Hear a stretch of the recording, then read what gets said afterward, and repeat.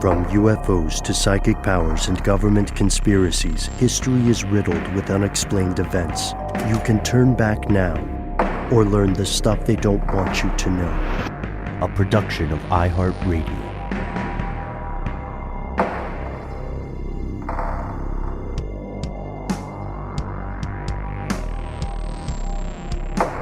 Hello, welcome back to the show. My name is Matt. My name is Noel. They call me Ben. We're joined as always with our super producer, Paul Mission Control Decant. Most importantly, you are here, and that makes this the stuff they don't want you to know. Today, we're starting with a very simple question. It's something that, you always ask people. You guys like cats, dogs? If you had to choose. I've got cats, but I think I'm mainly a cat and dog person. Yeah, I'm a cat person. I recently adopted a tiny baby kitten that just kind of waltzed up onto my deck. And I love her, but I forgot that kittens are kind of a pain in the butt. They wreck things. They like to shred things and track litter everywhere. So I'm a patient yet slowly going insane cat dad. Yeah, how about you, Matt? I grew up as a cat boy. I was full cat boy. So you got your ears trimmed and your tail tucked? Well, docked, excuse me. Yeah, I got my tail docked. I met my current wife, my wife, and she was allergic to cats. So I had to give up my feline friends. Oh man, that's a choice people have to make sometimes. I have two cats. You guys have seen them, folks. If you see my Instagram app in Bullen, then you may have seen pictures of those cats. They're huge. They have no right to be as large as they are and still called house cats. There must be part Maine Coon to them, due to what I refer to as their dumpster pedigree. But yeah, but we've all seen Maine Coons are large cats. I don't know how you describe them. They're large cats that are common, at least here in Georgia. Yeah, and they're super floofy, so they look even bigger than they actually are. But they're larger than a lot of other types of what we call house cats. And to your point, Noel, what's really interesting about cats, at least house cats, is that there is an ongoing debate about whether they are domesticated, and if so, to what degree. In fact, you'll hear people say that these cats have largely self-domesticated because they started hanging out with early human beings because human beings are dirty and rats and vermin like to hang out and eat all the trash that humans produce. So cats just started showing up and kind of never left. And cats are popular across the world in many places. You may be hanging out with a cat of your own as you hear today's episode. And if you are hanging out with a cat right now in the United Kingdom or Western Europe, then this is an episode particularly for you. We are traveling to the United Kingdom, inspired by several letters over the years from our fellow conspiracy realists who asked us about ABCs, not the alphabet, but something called abnormally big cats or alien big cats. That's right. It's a cryptid episode. We're back on the cryptids, and what better way to get started than to talk a little bit about our own cats? Let's move on to the more controversial cats of Europe. Here are the facts. Obviously, humans throughout history have made an incredibly indelible mark on the European landmass.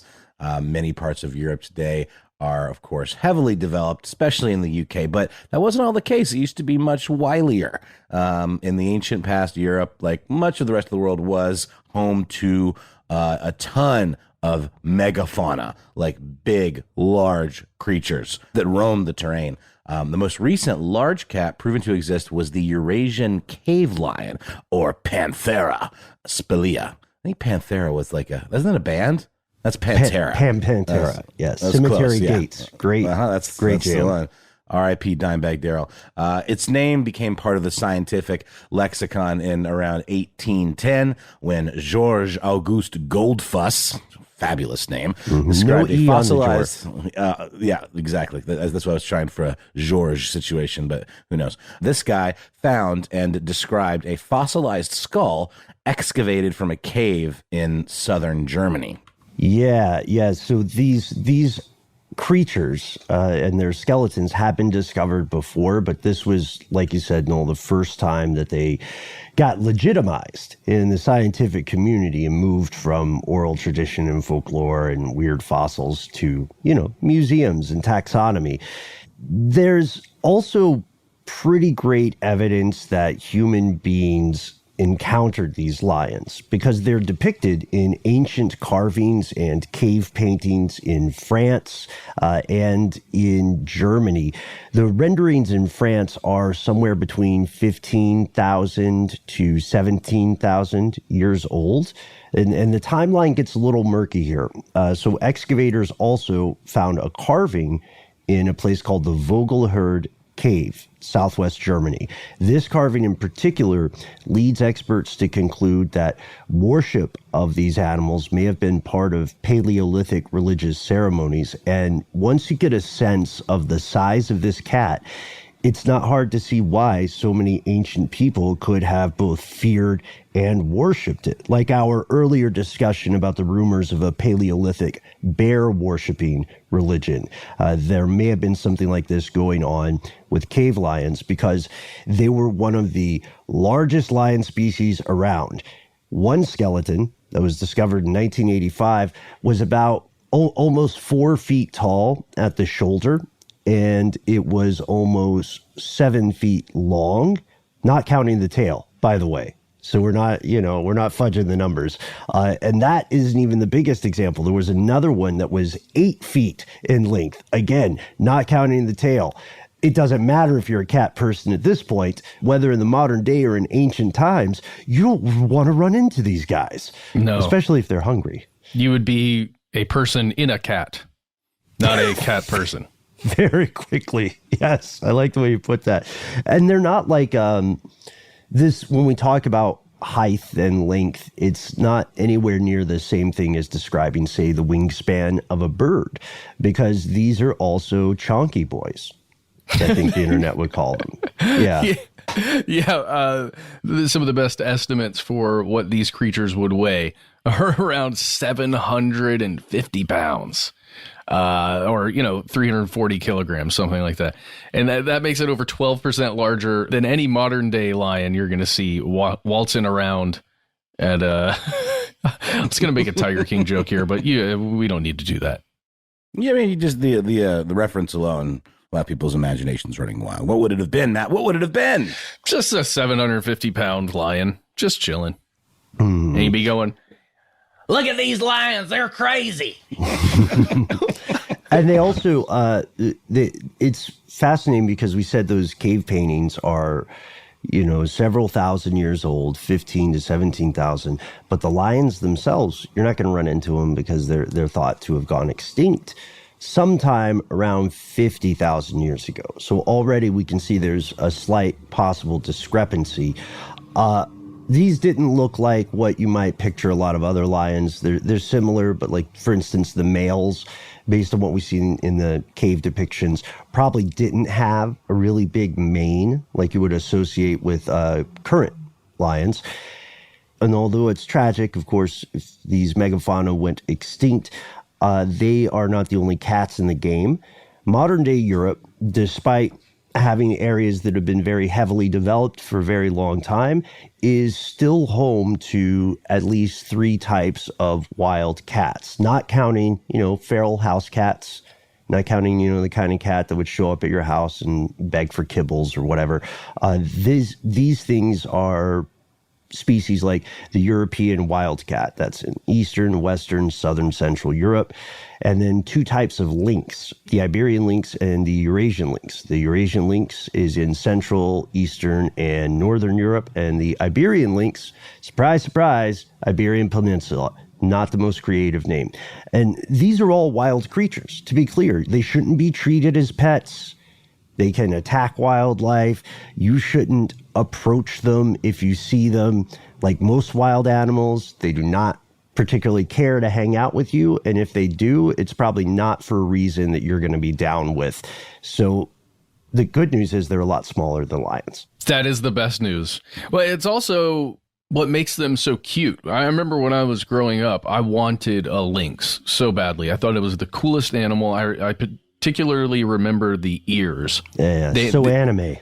Yeah, very, very anime. But they look like enough like a house cat that I felt like I maybe would have a connection to one, if I met a lynx somewhere. But man, it was also something, I think Atari put out a handheld gaming system called a Lynx at some point. And for some reason, I then had like this weird brain connection to fun gaming and this creature. Yeah, I can totally see that. They do look a lot more innocent, maybe, than they should. But look at those little murder paws. They're not playing around. Still, they are much less likely to eat you than a cave lion, right? So go Europe. Today, the days of the large animals are largely in the past, at least where Europe in general and where the United Kingdom specifically is concerned. But there are still some large fauna running around the UK that are proven to exist. They're just at this point not cats. That's right. We have the red stag, which is the sigil of House Lannister. No, I'm kidding. That's not true. That would be that was a lion, right? Yeah. Or the also known as the Cervus elephas. It's officially the largest animal in the region. And in 2010, there was a particularly massive specimen called the Emperor of Exmoor that was reportedly killed by a hunter. And at the time of its death, it had already drawn a ton of national attention thanks to some incredible photographs. It weighed more than 300 pounds and was around 9 feet tall. But the big cats, it might seem, are long gone. You can take a look at pictures of the Emperor of Exmoor, as we just stated there, and it really is a majestic, awesome looking creature.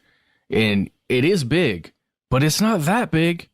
And if you imagine that something like these red deer existed in the area for a long time, you can also imagine if there was a 750-pound cat rolling around, this would be great food. Yeah. Right? I mean, you could totally imagine it. And just when you start to... this has helped me with the size, like really thinking about the size of these cats. When you see how large this Emperor of Exmoor is and red deer in general, and then you imagine that twice to, 2.3 times the size of that is how big these cats were. Yeah.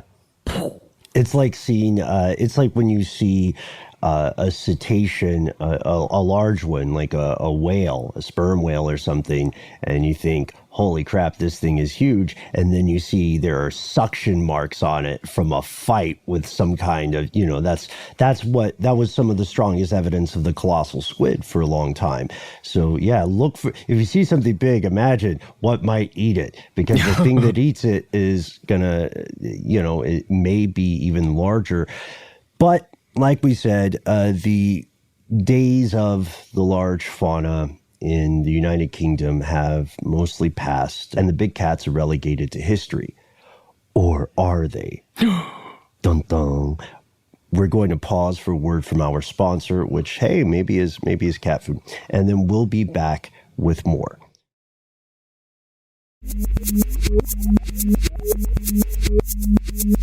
Here's where it gets crazy.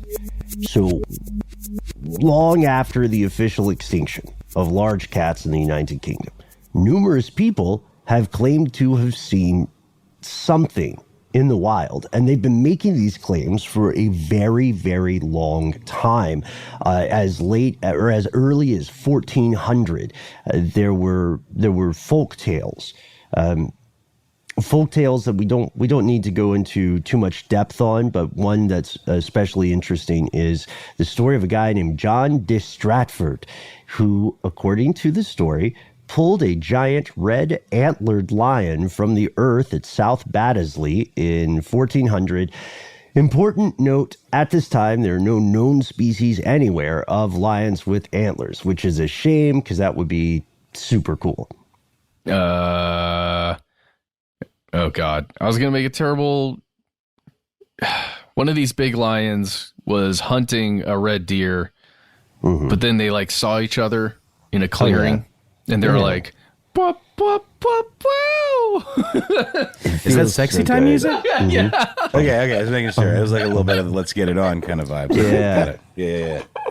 And this, jackalopes, right? A jackalope situation. Yeah, you might have, animals may find themselves in jackalope situations like grizzly bears and polar bears, Love is not a thing that always respects those kind of boundaries in the wild. Well, a jackalope is what happens when two jackrabbits elope. There it is. Yeah. Anyway. It doesn't. But that is an amazing image. Right. I as you said, like there's obviously no feline or cat species that has antlers, but from a folklore perspective, the imagery alone, like I want to see comics with this thing. Let's do it. Oh yeah. And there's also, the long established tale of the so-called black dog in the UK, which may play a role in this investigation as well. So fast forward, we'll just list a few other examples. There's a guy named William Cobbett in the 1760s, and he, in one of the books he writes, he describes how he saw a cat as big as a middle-sized spaniel dog near the ruins of Waverley Abbey. And then later he says he saw a similar creature in New Brunswick. In neither of those examples does he have like a body or anything like that. But these sightings have become a part of British culture.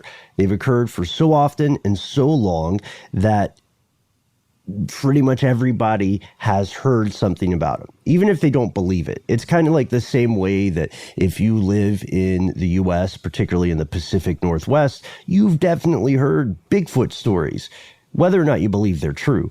And these sightings, or the belief in these animals, can be like they're described by a few group terms. ABCs, which I still think is funny, which means either abnormally big cats, anomalous big cats, or alien big cats. Alien is in maybe not native to the area, more so than extraterrestrial. And Dang. Then, I know, right? I know. It's a bummer, but it gets better. Phantom cats or mystery cats, which just sounds so whimsical.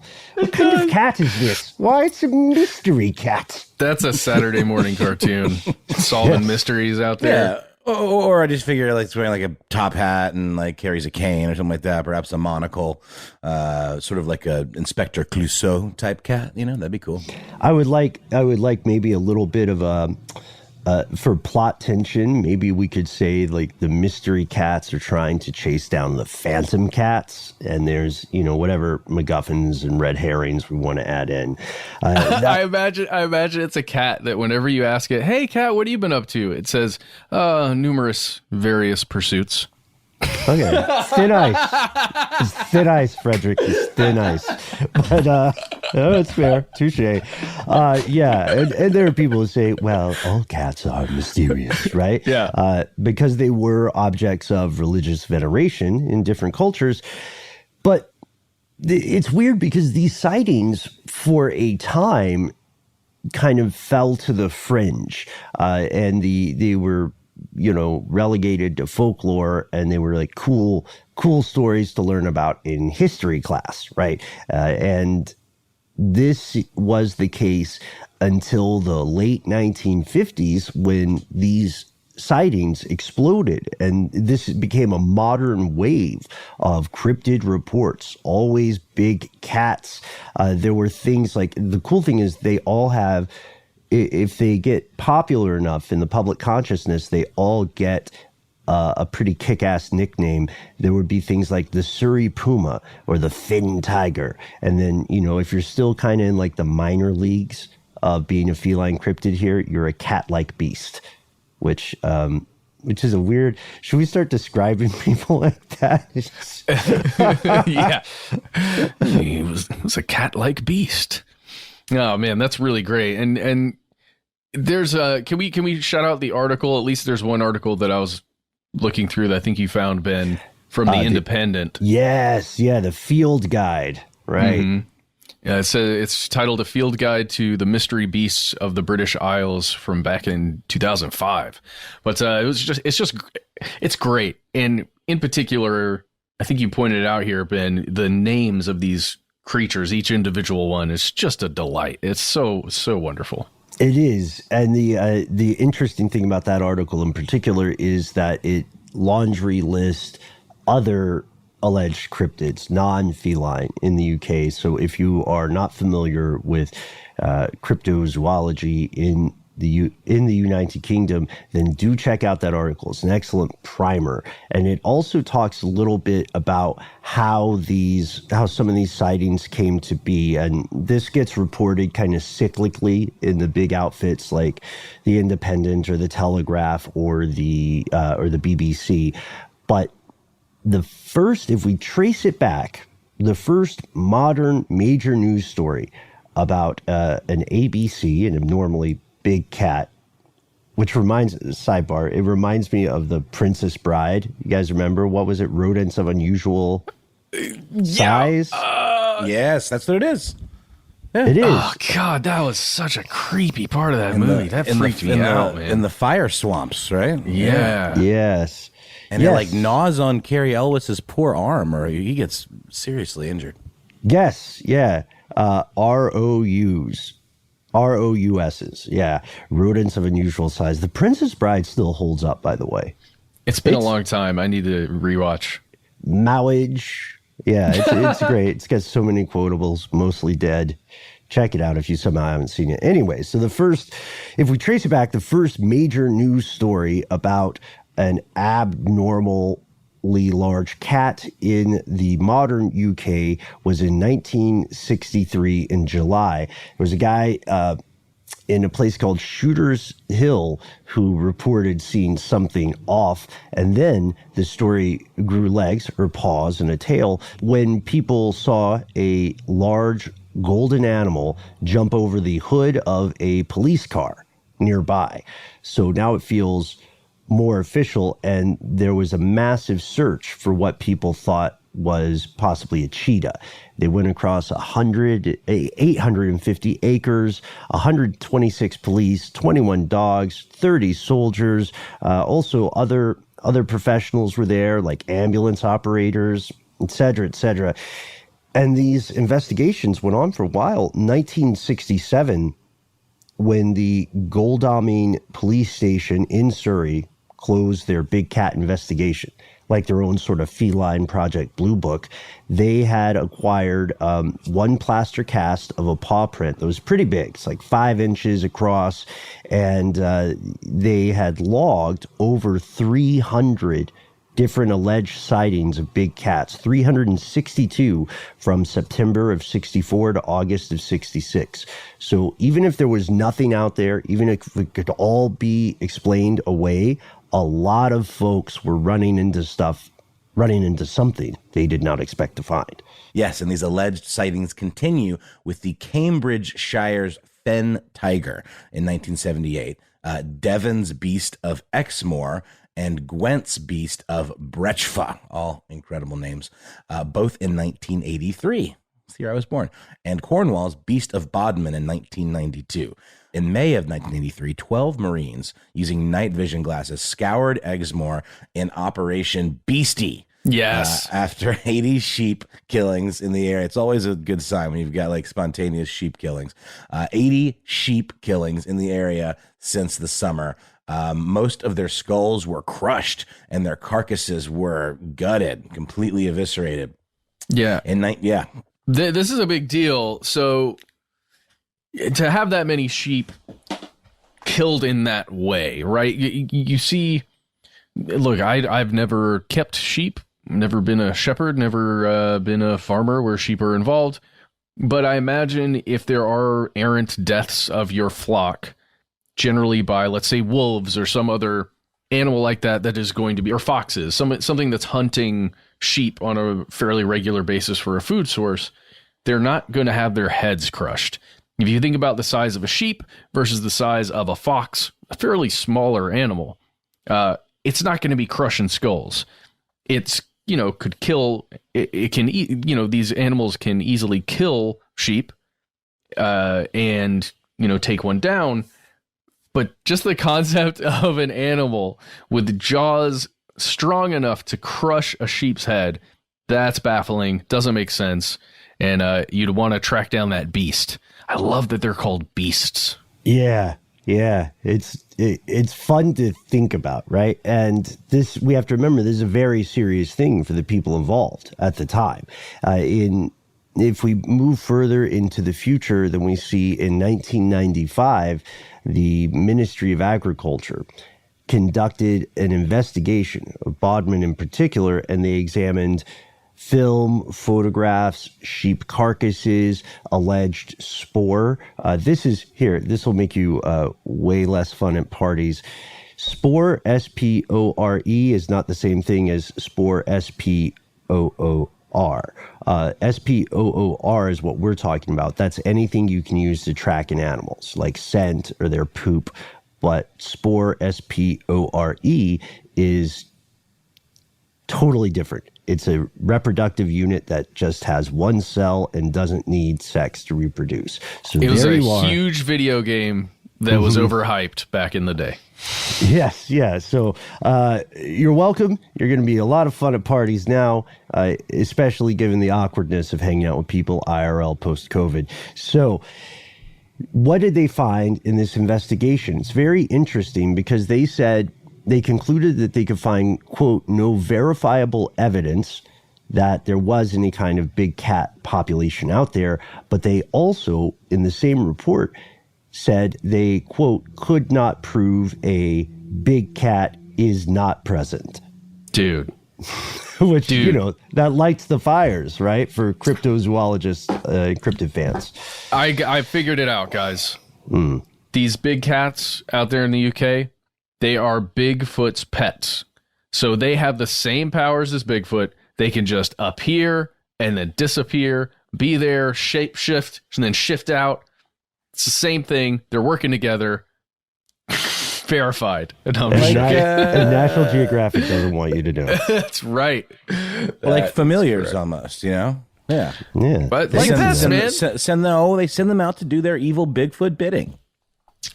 Well, we'll just bring back, some eviscerated sheep, or you just leave the sheep there, whatever. Yeah, that's what cats do. They bring it back, right? Yeah. To show off to their primate. I guess if we're saying Bigfoot is in the mix, then they're showing off to just a general primate. So this continues. And it might surprise people outside of the United Kingdom to learn how recent these sightings are, like as recently as 2019, 2020, it goes on. There have also been attacks. They are allegedly attacks by big cats, but they're definitely physical attacks. There was a guy named Anthony Holder who said that he was in Sydenham Park, which is southeast of London. This also comes from the Independent. As a matter of fact, let's just pull the verbatim quote. He had been trying to coax his cat back. He already had a cat. He was trying to coax his cat back after hearing it scream, and he thought it was being attacked by a fox, so he jumped his garden fence to chase it away. Everybody outside of the UK, a garden is like your backyard. So he jumps his garden fence to chase it away, but then a large feline emerged from the bushes and pounced on him and sent him flying. And he said, it scratched down the side of my face. Its teeth sank into my fingers. Its face was so close to me, I could smell its breath. And then he said, according to his own estimation, it was about 6 feet long and 3 feet tall, which makes it almost cave lion size. He also said he was able to throw it off, luckily, after about 30 seconds. Now, I have to ask you guys, I've never spoken to Mr. Holder, and I don't believe any of us have, but is it possible that maybe he was exaggerating it in his memory, or like it's the eyewitness problem, right? How big was the actual cat? A cat that size would be pretty powerful. how do you throw that after 30 seconds? Well, first it sent him flying, right? So he Right. attacked him, and he went, "Wah!" And then he got back up. Cat attacked him again, and then he threw the cat, and he went, "Wah!" Sorry, there's my little sound effects. Yeah. I'm just imagining all that happening. You can't do anything with a story like this other than go, "Wow." Hopefully something like that will happen again, and no one gets hurt, so we can actually verify it in some way with some form of physical evidence. Because right now it's just a really interesting story.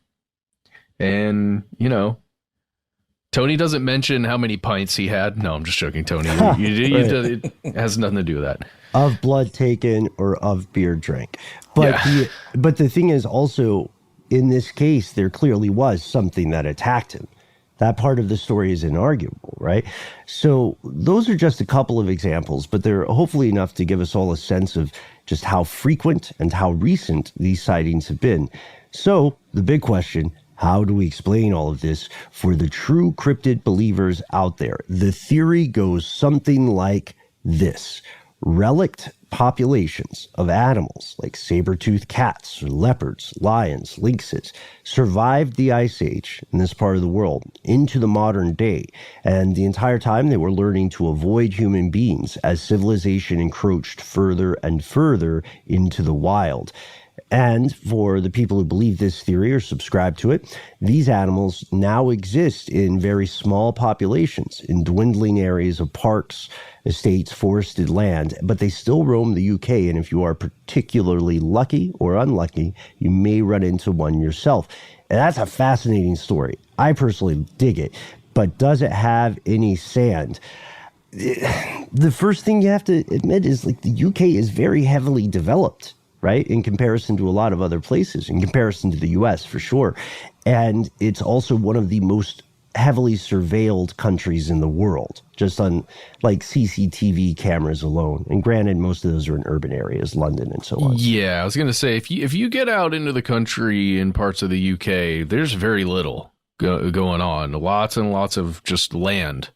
The old moors that I'm not really that familiar with, but I've definitely driven through past some, where there really isn't much going on. And some of the forested areas, I mean, I don't know. There's enough mystery left in there that I think we have to keep an open mind here still. Yeah, I'm tempted to agree. I think that's a good point. And for skeptics, the existence of any large cat population at all in this area feels incredibly implausible. And forget a breeding population. Remember, those are two different things, right? You might have like an isolated small population of escaped felines, but a breeding population to be sustainable would probably have to be larger than just a couple of cats. And then the second thing they ask is, where's the actual evidence? If there were a breeding population, or if there were a large population of cats, wouldn't someone have found the scat or some spoor or skeletons, or perhaps most easily identified the carcasses of other animals, wild or domestic, that appeared to be killed and eaten by large felines? That's one of the questions. But as we've just found, there have been carcasses discovered, right? Now the only question is what actually killed them. Anyhow, these are all great questions on the skeptics' end. And the fact is that no one has found hard evidence of a breeding population of cryptid cats, and that leads experts to conclude the stories are just that, interesting stories. But we're going to pause for a word from our sponsor, and then we'll dig a little further into the litter box here, which is the worst wordplay.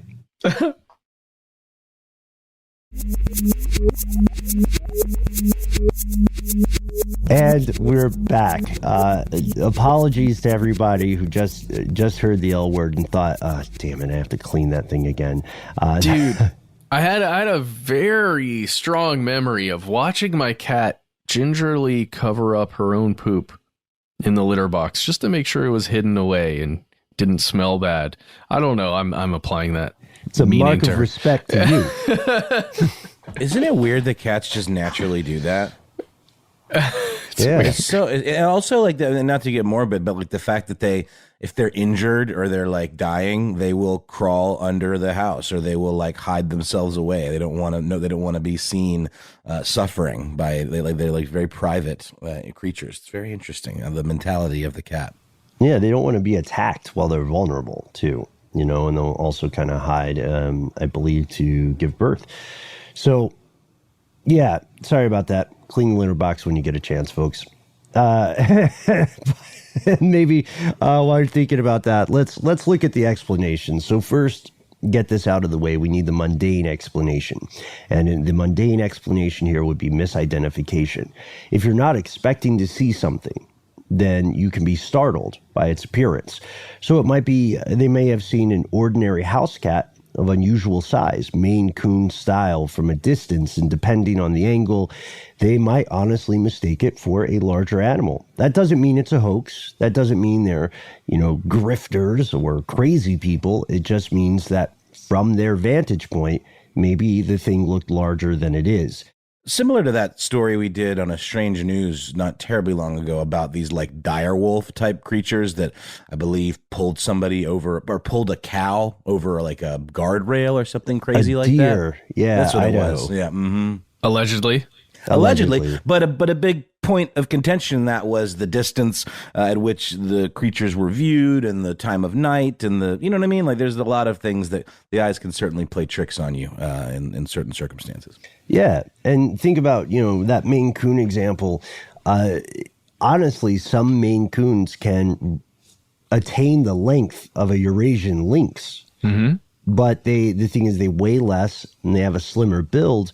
But you might not be able to tell if you're looking at them from far enough away because they've also got a ton of fur. So they get puffed up, you know what I mean? And if you ever, I think it looks creepy, but if you ever see a picture of a Maine Coon shaved versus unshaven, you can see there's a tremendous difference. So we've got that out of the way. Misidentification almost certainly happened in many of these sightings over the years.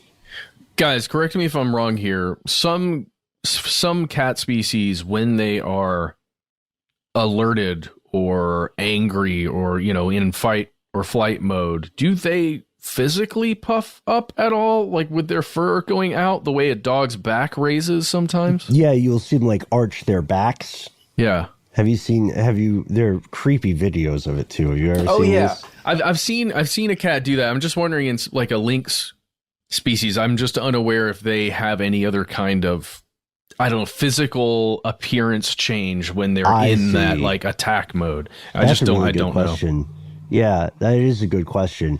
But again, if you're not expecting to see something, then you might not have the presence of mind to like try to note physical characteristics. You might just be baffled and then decide to leave, right?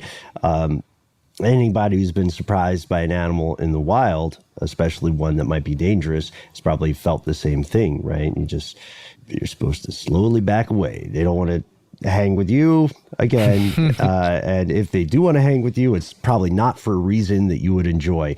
So we've got that explanation out of the way.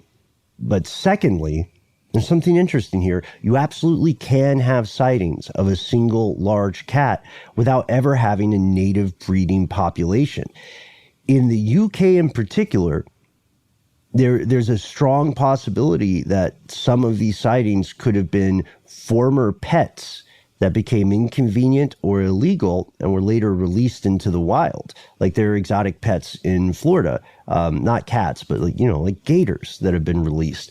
So if we go over to the BBC, reporters did something interesting. They cited a law in 1976 as a possible inflection point, the Dangerous Wild Animals Act.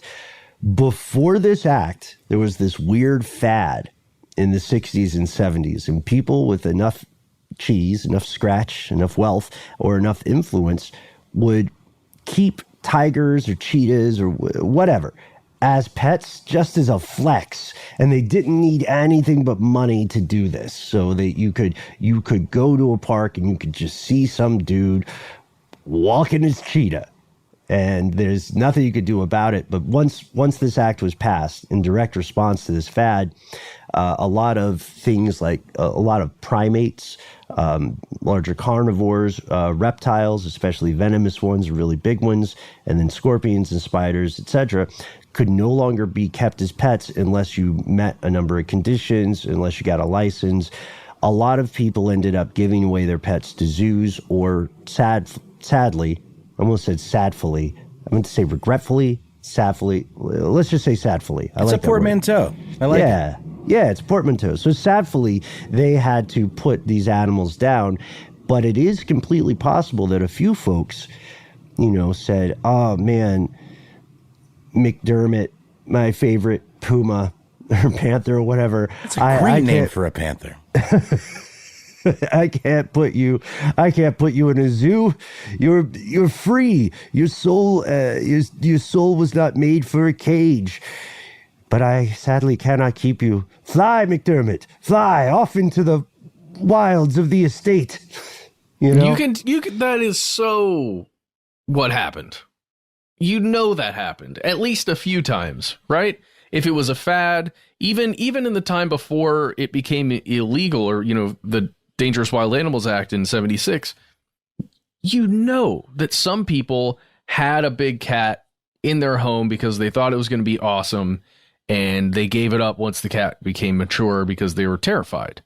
Or they had a human child of their own or something. There are so many circumstances that could occur that, will have occurred, that some of these animals got released. Or your spouse was allergic. Yeah, well, right. Yeah. And so like this, if we continue this speculation a little bit further, it is possible, if not plausible, that some of these animals could have encountered each other. And again, possible, not plausible, that they could have bred in the wild. And if they had issue, right, if they created offspring, their descendants may have been born in the wild and roamed the countryside freely. This is where we get to stories of things like the Beast of Bodmin. That's right. The Beast of Bodmin was a large panther-like cat, presumably named McDermott, that claimed to have been active around the 1990s. And there are multiple photographs, purported photographs anyway, of what this thing looked like. At the very least, it looks like an enormous house cat, just kind of kicking it over there in Cornwall. And also it's been seen in Essex. Wales also has been home to some reports of giant cats in more rural areas. And in some cases, these sightings seem to correlate to these similar kind of scenes of animal mutilation, specifically on sheep, because that's what you have out there in Cornwall and Essex. Though no one's been able to rule out dogs or foxes, who also are fond of mutilating sheep. The third category we have is hoaxes. And of course, in this category, we have plenty of examples. We don't need to spend much time on this because it's obvious when you're talking about things like this, there's always possibilities of folks trying to put one over on the public. I don't know, Ben, what do you think the motivation behind that is? Is it just people that want to believe they actively are doing something dishonest to make people believe? But it's duplicitous. It seems counterintuitive. Like, I don't know why people would try to spread hoaxes if they're, hoping to shed light on the existence of actual cryptids. Dude, yeah, I've been here for a while, and I still have no idea why people do any of the things they do. I'll tell you. All right, let's hear it. I mean, it's awesome. What a cool story. And it gets you a little attention, right? It might get you on the local news for a second. It might make your buddies laugh. Like, look at that. Look what we got them to believe. Here's something else. Let's say you're small town somewhere out in Cornwall. That makes sense. Right? Oh, man, there's a beast out here. Oh, shoot, we're going to start a pub. We're going to name it after this beast. Now it's a place to go. We can make some money here. This is easier than all this sheep stuff. Anyway, I'm just, this is all hypothetical. But Okay. That's a good point to raise the profile of a place for tourists. Cryptid tourism. Like the Mapimi Silent Zone in Mexico. That's right. It's a really good point, Matt. Maybe. Yeah. I don't know. No, that's it. I think that's probably the best argument. But then other times it's just S's and G's, S's and G's. Spores and giggles. Yeah. So we do have something really interesting though, and we saved the best for last. If you, like us, love a good cryptid tale, and even if you think most of them don't add up and you still find yourself wanting to believe there's something out there, you might be pleasantly surprised to learn that, get this, some big-ass cats have actually been found in the UK. It's absolutely true. At least some of these cryptids turned out to be real, perhaps most famously, a puma. A real puma was captured in Scotland in 1980, not too long ago, and it was after years of reported sightings in the area. The guy who captured this animal was a farmer named Ted Noble. He was responding to these many reports of this creature being around, so he set up a trap, and by golly, he got it. This cat was transferred to the Highland Wildlife Park Zoo, where it lived in comfort until it passed away. And there's one happy note that I thought I would add with this cryptid story. The director of the zoo at the time was a guy named Eddie Orbell, and he had a theory of his own. He said, this animal, that they named Felicity, by the way, this animal may have been tamed because she seems to enjoy being tickled. And that's incredibly sweet, but it means that it had clearly had human contact or something like that in the past. And then there's another example of an actual Eurasian lynx that was found in the 90s. Oh yes, there is. But before we hit the lynx, I'm just trying to imagine the first person who attempted a tickle on a puma. On this particular puma, let's give it a little tickle and see what happens. Yeah. And also hit the links. Underrated wordplay there. There we go. Before we hit the links. Yes, there is a story of a Eurasian lynx that was killed in Norfolk in 1991. The story goes that it attacked several sheep in the area over a period of a couple of weeks. And the only reason why we know about this is because in 2003, there was a story written about it. It became public. The public became aware in 2003. And everybody's like, yeah, okay, sure. There's a lynx out here attacking sheep. But then in 2006, a police report came out that confirms that the whole thing happened. Or at least a 2006 police report about the 1991 attack was made public, I think. Mm-hmm. And this confirmed that another cryptid case was indeed true. Additionally, there have also been reports, proven reports of jungle cats, speculation about ocelots, and of course lynxes. Another one was captured alive in 2001. This was called the Beast of Barnet. It was a young Eurasian lynx, and thankfully was also placed safely in a zoo.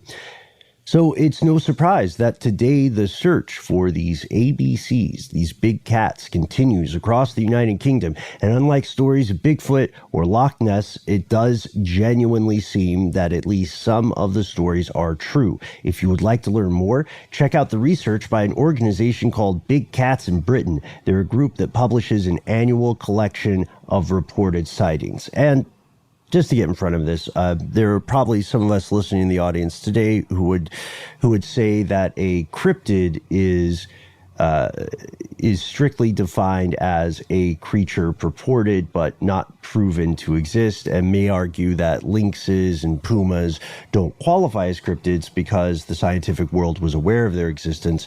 However, I think for our money, for our catnip, these do count as cryptids because they were rumors that were proven to be true, just like the coelacanth. But and they were cryptids before we could at least prove that there was something very similar happening. Right, totally. Say a similar creature did exist. And one note here: don't do catnip. Just, think about your life, think about your family, everybody it affects, and just don't do catnip. What are you serious? No. Oh, God. Is this a thing? I'm a monster. They just love it so much. They love it. It's awesome. Also, don't do nutmeg. The sailor pie is way overrated. Yeah, and definitely don't ever try the cinnamon challenge. It's terrifying, and it will make you gag. Yeah. And no one can eat 50 eggs. Yeah. And the egg crate challenge is way easier. Just This as is a You mean the side milk note. crate Very challenge? Is there strange another PSA. challenge that we're talking? The egg crate challenge. That sounds new. Yeah, it's egg crates. You just stack up egg crates and you try and step on them, but they all break. Is the challenge to break them or not break them? It's just way safer. You I just don't got to know. be very, It's very just- fleet-footed. You just kind of like ballet dance your way across them. This sounds like big egg propaganda. They're trying to get people to buy more eggs. Speaking of which, did you guys ever do an experiment in like school where you had to like build a thing to hold eggs and like parachute it off a building so they wouldn't crack? Yeah. Were you successful in your attempts? I was, yeah. Of course you were. Yep. You genius, you. I definitely broke all the eggs. I lucked out.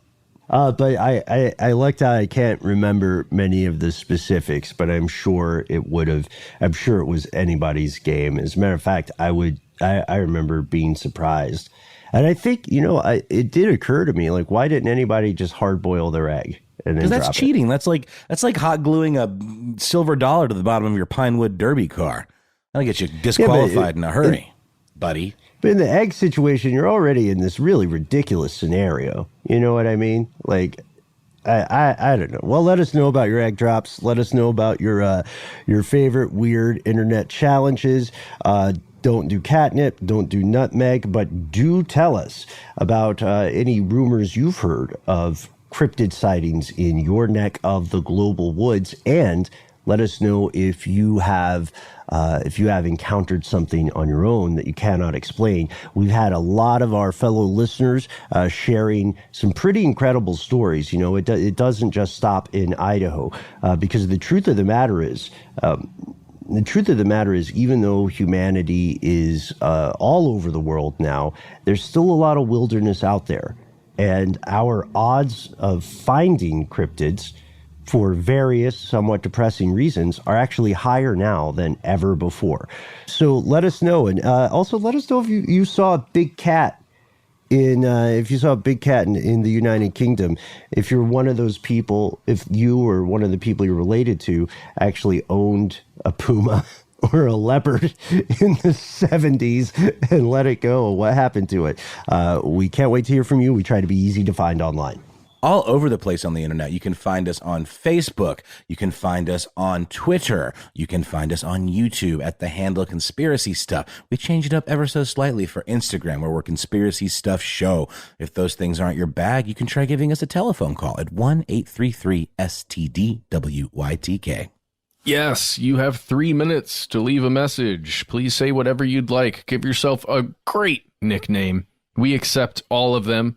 We just think it's safer that way. Use a nickname. Just as a heads up, if you've called in the past month, we have not listened to your message yet, but we are working on that right now. So we're going to get up to date, make sure we've listened to everything. And, we can't thank you enough for those as we're going through. Just so many of you have wonderful stories and cool ideas. Really appreciate you. Oh, yeah. We should also, I think we can allude to this. Part of the reason we're a little backed up there is that we have a real life secret project in the works. Yes. That's all we can say about it.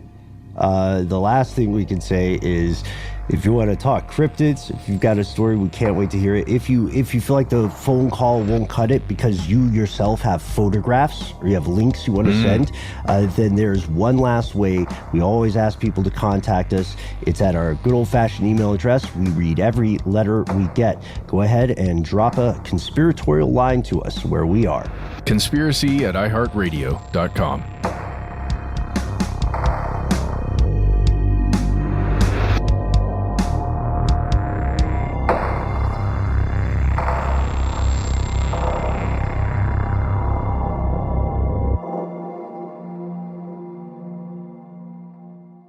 Stuff They Don't Want You to Know is a production of iHeartRadio. For more podcasts from iHeartRadio, visit the iHeartRadio app, Apple Podcasts, or wherever you listen to your favorite shows.